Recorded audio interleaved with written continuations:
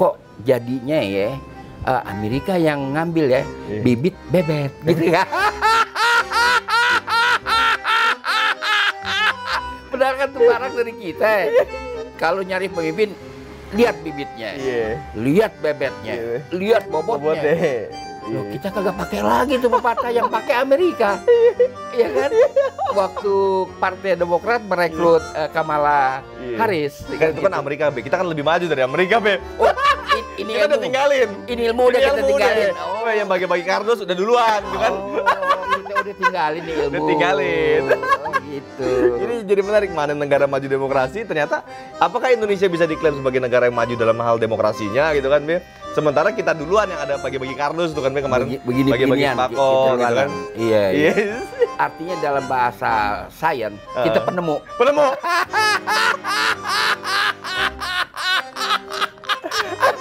Jadi kita mikir-mikir, Be, jangan-jangan Pompeo datang ke sini mau belajar tuh, Be. Bisa jadi. Dia mau belajar, mau nanya, gimana caranya biar menang. Tapi karena dia kecepatan, nggak matang. Nggak matang belajarnya.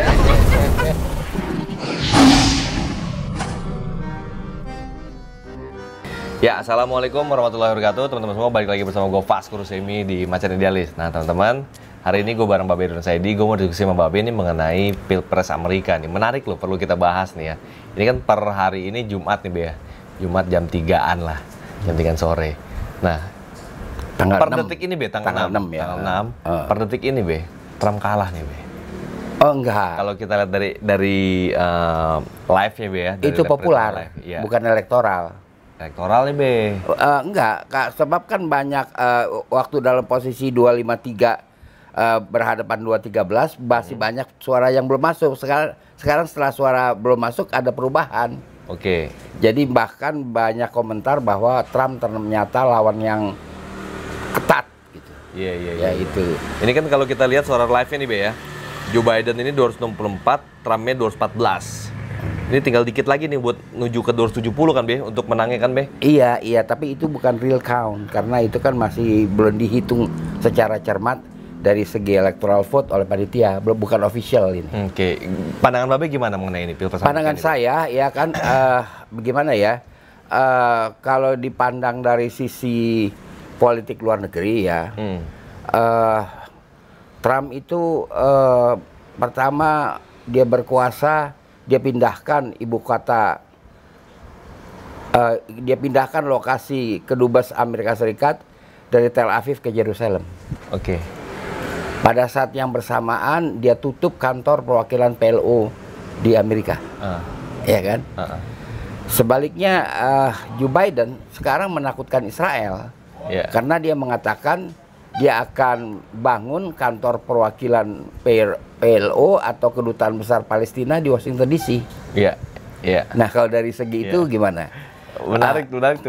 Kemudian juga jangan salah, pemilih Muslim di Amerika 65% tuh ke Joe Biden.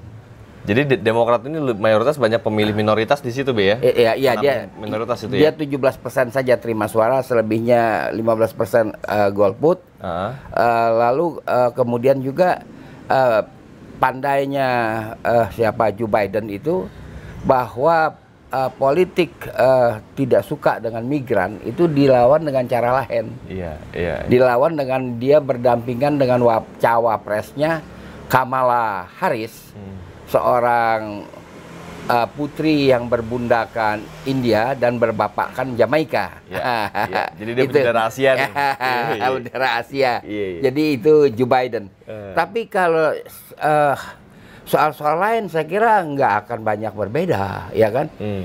Bagaimanapun mereka berkewajiban, siapapun yang menang, Trump atau Joe Biden, itu memelihara superioritas Amerika, apakah di bidang pertahanan atau di bidang ekonomi. Karena pada waktu zaman SBY datang kemari Obama, Obama kan itu dari Demokrat. Obama mengatakan kepada SBY, kamu menempatkan Cina dalam hubungan perdagangan nomor 1. Kata Obama, saya mau Amerika yang nomor 1, bukan Cina. Itu sama kalau soal itu. Jadi politik Cina Trump di Indonesia itu akan berlanjut oleh Joe Biden, ya kan, atau oleh Trump lagi kalau dia terpilih, karena itu hal-hal yang gede kayak gitu mereka sama keduanya gitu. Pada masa itu kan pada masa pemerintahan SBY, Presiden Amerika datang ke sini, Be. Iya. Datang ke UI dimakan bakso tadi kan. Terus lalu pada masa ini Presiden nggak datang ya, Be? Belum pernah datang ya, Be? Trump kalau nggak salah nggak ketemu dengan Presiden Jokowi di luar. Di luar ya, nggak datang sini, bukan Be? Datang sini. Hanya Pompeo aja datang sini, Be. Pompeo lah yang datang ke sini, pengakuan dia datang kemari kedua kalinya. Saya nggak tahu yang pertama, mungkin nggak ada yang liput kan. Jadi itu, dan bagaimana tentang zaman berjaman ya, peristiwa pergantian kekuasaan di dunia, zaman berjaman bagaimana dengan posisi partai-partai yang menjadi penghuni Gedung Putih waktu itu. Oke, kita lihat ini bukan masalah yang dicari-cari, digatuk-gatuk, ya kan? Ini masalah timeline saja, ya kan? Pada ketika Bung Karno jatuh, Gedung Putih itu adalah Lyndon B. Johnson, Demokrat. Iya, Demokrat. Ya kan? Bung Karno kan, tahun 66. Pada waktu Pak Harto jatuh, 98, Presiden itu Demokrat. Demokrat juga. Tapi pada waktu Gus Dur jatuh, 2001 Republik. Itu Bush Junior. Lalu kita lihat di Mesir ya. Ketika Mursi, Presiden Mesir itu jatuh, Juli 2013, penghuni Gedung Putih adalah Obama. Jadi itu ya kan, dalam soal kayak gitu semua sama. Ya kan? Dalam soal jatuh-jatuhin presiden luar. Bukan itu timeline. Ya kan, kebetulan kok presidennya Demokrat atau Republik, begitu. Kebetulan. Ini timeline aja. Nggak, masa dia mikirin gitu aneh ya? Enggak lah.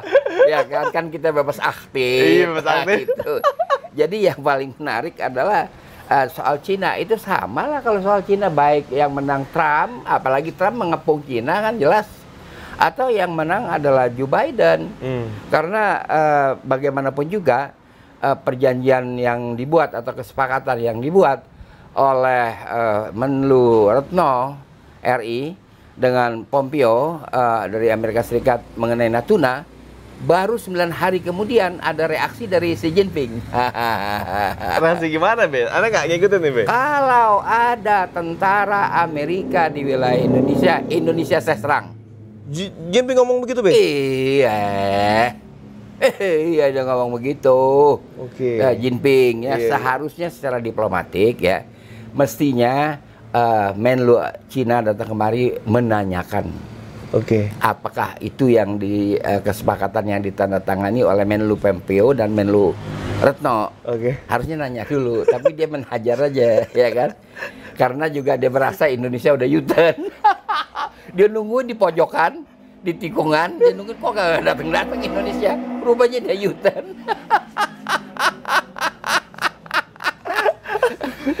Jadi itu. Jinping sewot dong. Sewot lah. Jadi kita balik kepada cerita lagi dengan Joe Biden ya. Kenapa Joe Biden begitu lain pendekatannya dengan Islam dibandingkan dengan Macron namanya? Macron Prancis. Macron ya. Macron Prancis kan lain. Karena sekarang Macron itu sudah nggak bisa tidur mikirin populasi Muslim di Prancis itu makin banyak. Sudah 7,5 juta. Dari total populasi 65,5 juta. 7,5 juta terhadap 65,5 juta berarti sudah 11%. Berat loh. Jadi udah banyak itu hitungannya, Be. Udah banyak. Jadi kalau Macron ya kan tidak menyuruhkan agar laki-laki kawin dengan perempuan di Perancis ya. Populasinya akan kalah sama Islam. Dia harus betul-betul ya menganjurkan, wahai kaum pria, nikahilah wanita, kan gitu.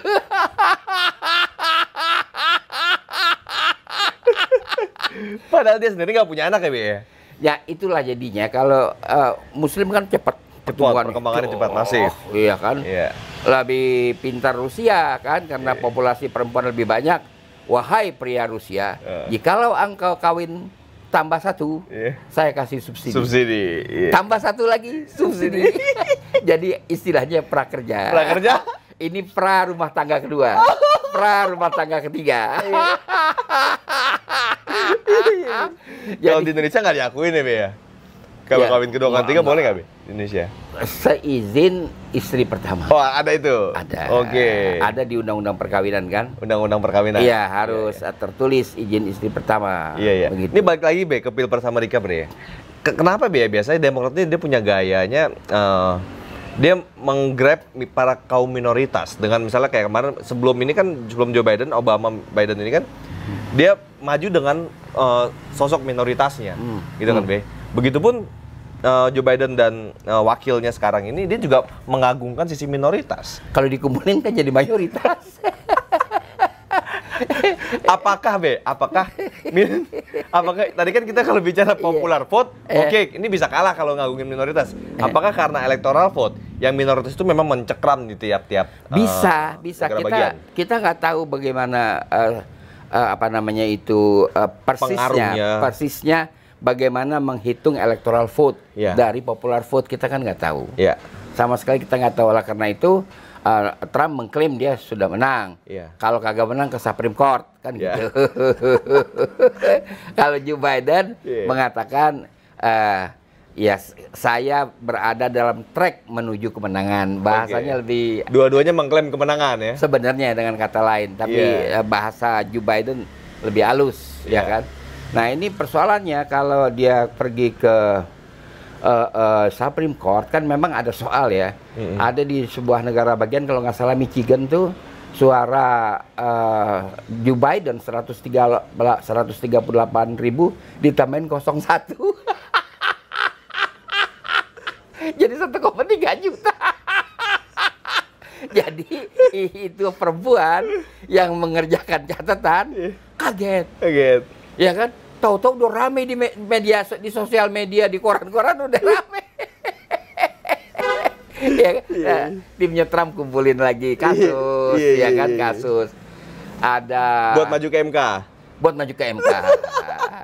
Ya kan? Jadi ada lagi negara bagian yang terjadi penggelembungan 30.000 suara dari suara yang terdaftar. Lebih 30.000. Nah, jadi ada pengamat Australia, ya kan, berdialog dengan temannya juga sesama Australia, artinya akademisi yang lagi di Rasulullah yang ada di Amerika. Katanya kok ini Pilpres Amerika rasa KPU.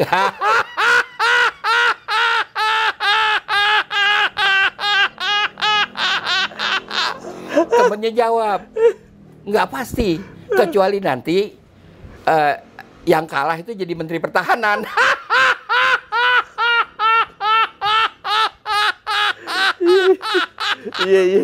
Cerdas itu, lelucon Pak akademisi ya. Jadi itu rame lah di medsos cerita lelucon-lelucon seperti ini. Jadi intinya kalau maju ke Supreme Court, Joe Biden, Al Gore waktu berhadapan dengan Bush kan juga dia maju ke Supreme Court. Itu cuma satu TPS yang terjadi sengketa di Florida. Tapi Supreme Court mengatakan tidak perlu dihitung, udah aja Bush yang menang.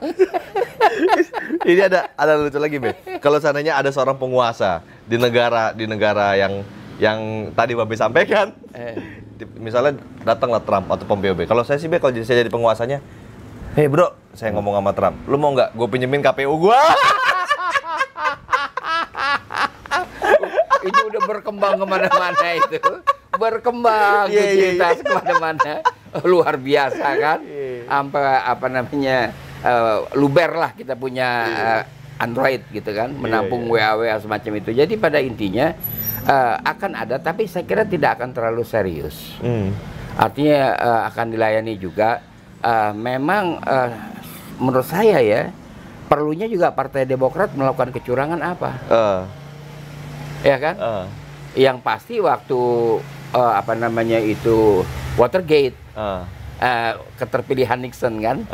Keterpilihan Nixon setelah dia menjabat sekitar 2 tahun dipersoalkan karena dia mencuri dengar apa itu diskusi di Partai Demokrat tentang siasat pemilu, siasat memenangkan pemilu.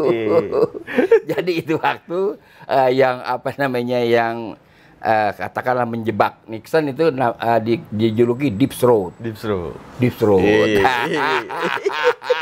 Kalau ngomong serak tuh, gitu kan. Deep Throat. Iya. Gitu. Ini balik lagi gini loh, Be. Kalau tadi sebenarnya yang menariknya kalau kita pelajarin dari pemilu Amerika itu kan dengan gayanya Demokrat, dia menjual keminoritasannya walaupun mereka electoral vote ya, bukan popular vote. Kalau di Indonesia kan menjual keminoritasan malah jadi nggak laku gitu, Nggak laku. Jadi harus membawa Jawa nggak nih presiden misalnya, atau wapresnya Jawa bukan nih. Jadi yang mayoritas gitu kan, walaupun ini menimbulkan menimbulkan rasa ketidakadilan bagi suku-suku yang lain mungkin ya, suku lain yang minoritas. Apakah dari sisi demokrasi ini Amerika ini kan katanya rajanya demokrasi, Be. King of demokrasi. Bahkan Amerika sudah mengklaim agama gue demokrasi gitu kan. Iya.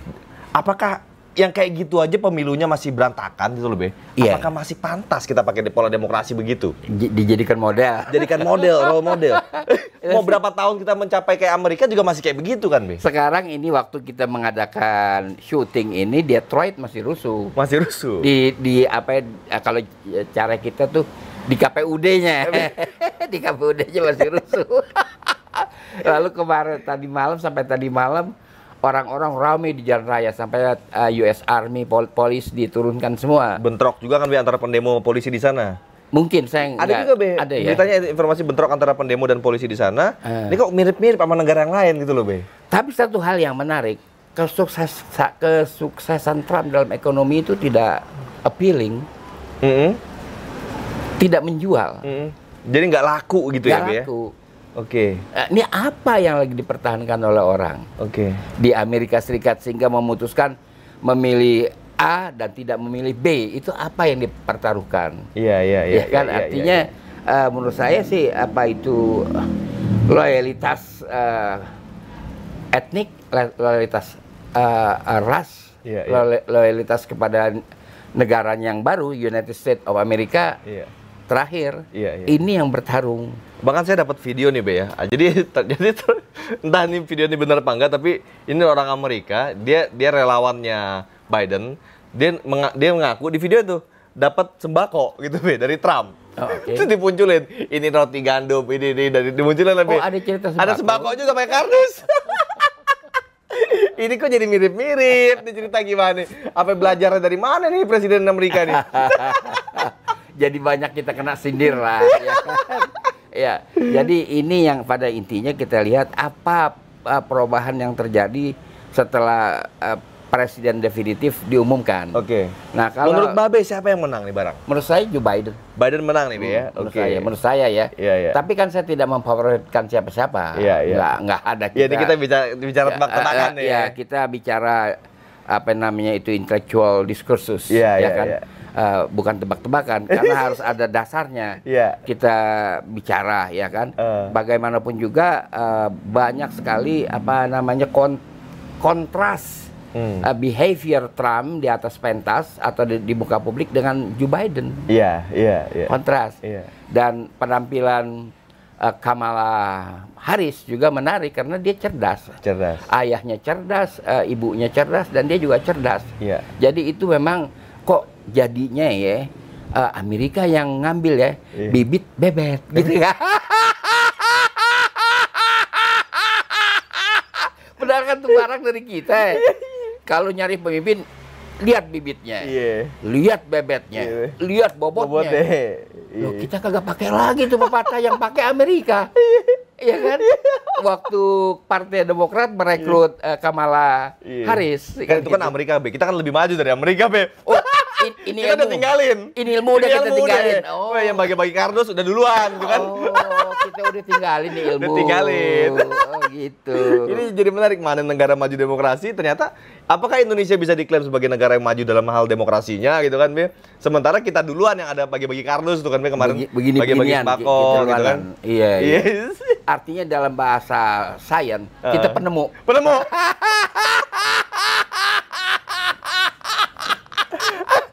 Saya jadi mikir-mikir, Be, jangan-jangan Pompeo datang ke sini mau belajar tuh, Be. Bisa jadi. Dia mau belajar, mau nanya, gimana caranya biar menang? Tapi karena dia kecepatan, nggak mateng. Nggak mateng belajarnya. Dia kecepatan. Jadi kita yang tunggu ya. Setelah ini bagaimana dunia, ya kan? Kita lihat bagaimana wabah itu telah, yang disebut wabah ya, COVID telah juga mengganggu perekonomian dunia, tapi menurut Trump ekonomi dia malah maju, nggak terganggu oleh wabah. Paling tidak Eropa kena, ya kan? Gamang lah Marcon gitu kan, dengan keadaan perekonomian sekarang. Nah sekarang bagaimana kepemimpinan Amerika yang baru, dan dia bertugas loh, dan dia telah ditunjuk sebagai penengah perdamaian Armenia dengan Azerbaijan. Jadi setelah pelantikan pada tanggal 20 Januari 2011 ya, agenda pertama ya apa itu, menyelesaikan Armenia Azerbaijan. Seperti itu. Ya, gitu. Siapapun yang menang. Siapapun yang menang, kalau Amerika yang ditunjuk. Ya. Ya kan? Ya. Juga melanjutkan soal Natuna. Iya kan? Tapi ada apa namanya, ada gosip-gosip desas-desus itu katanya Demokrat kan punya kedekatan dengan Cina. Demokrat Amerika. Itu isu Trump. Isu Trump itu. Iya, sampai terakhir juga dia masih bilang begitu. Isu Trump. Iya. Nah ini menarik teman-teman. Ini perlu kita analisa lebih dalam ya. Kalau kalian sendiri, kalian lebih suka siapa yang menang misalnya? Apakah Trump yang menang? Apakah Biden yang menang? Coba analisa kalian seperti apa? Tulis di kolom komentar. Tapi ada yang bilang begini, kan ada yang kita baca Biden, ada yang baca Biden. Katanya Cina dulu sangat menyambut kalau Biden yang menang. Kalau Biden menang? Dia nyambut, jangan salah.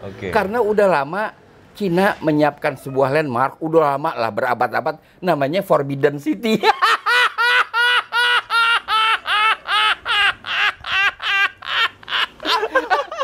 Forbidden City. Coba teman-teman tulis di komentar kalian apa tanggapan kalian mengenai Pilpres Amerika yang panas nih. Gue yakin mungkin ini nggak hanya berlangsung 1-2 hari ini aja panas, bisa panjang nih barang nih. Ya. Karena keterbelahannya, fragmennya juga mirip-mirip sama Indonesia karena hanya 2 calon besar yang bertarung kan. Perbedaan suaranya pun tipis. Coba tulis di komentar kalian bagaimana tanggapan kalian mengenai hal ini. Like dan sebarkan video ini ke seluruh sosial media kita semua, Facebook, WhatsApp Group, dan lain-lain. Pastiin udah subscribe dan klik tombol loncengnya biar lo terus update di Macan Idealis. Assalamualaikum warahmatullahi wabarakatuh.